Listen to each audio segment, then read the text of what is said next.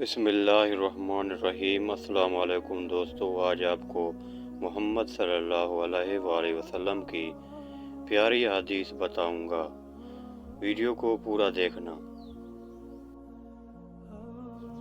آپ صلی اللہ علیہ وآلہ وسلم نے فرمایا کہ ایمان کی 60 سے کچھ اوپر شاخیں ہیں، اور حیا شرم بھی ایمان کی ایک شاخ ہے۔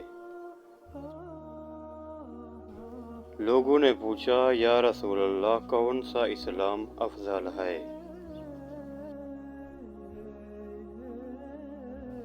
تو نبی صلی اللہ علیہ وآلہ وسلم نے فرمایا، وہ جس کے ماننے والے مسلمانوں کی زبان اور ہاتھ سے سارے مسلمان سلامتی میں رہیں۔